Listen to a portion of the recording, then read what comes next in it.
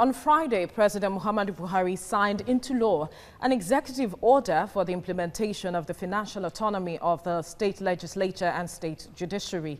This is in accordance with the powers vested on him under Section 5 of the 1999 Constitution as amended. The president says his administration will continue to do everything to strengthen the principles and practice of democracy and democratic governance in Nigeria. Last year, the president constituted a Presidential Implementation Committee on Autonomy of State Legislature and State Judiciary in accordance with the fourth alteration to the 1999 Constitution. The new law seeks to protect the state legislature and judiciary from deprivation of funds by the executive. I have joining me via Skype from Bunyo lawyer and public affairs analyst Inibehe Effiong. Good morning and thank you for joining us on TVC Breakfast. Now, help us better understand what this means for the judiciary, especially with regards to the protection and independence of the judiciary. Essentially, what the president has sought to do is to basically emancipate the judiciary from the strangulation of governors who have completely eroded the independence of the judiciary as an arm of government. Now, what happens currently in practice is that every now and then, yearly, monthly, governors across the country split both recurrent and capital expenditure of the judiciary to the extent that governors publicly announce that they have donated vehicles, official vehicles to judges. This happens very frequently across the states in the country.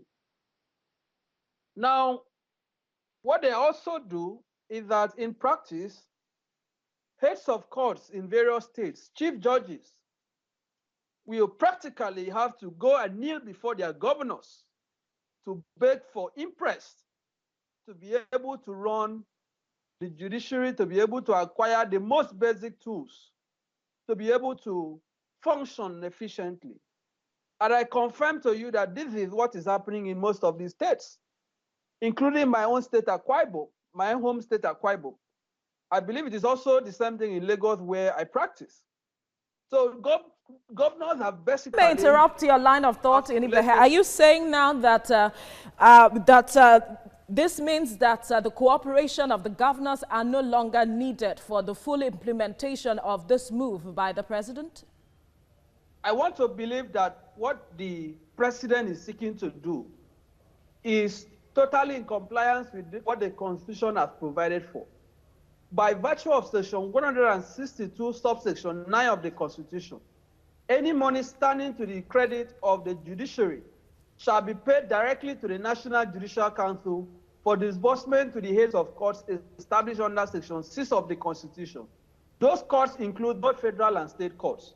Indeed, if you go further under Section 121 of the Constitution, it is also provided under subsection 3 that any fund standing to the credit of the judiciary in the consolidated revenue fund of the state shall be paid directly to the heads of courts in those states. So what I'm saying is that my expectation is that this executive order is going to fulfill the spirit and letters of those constitutional provisions by ensuring that the money that the judiciary is entitled to now comes under what we lawyers call the first line charge.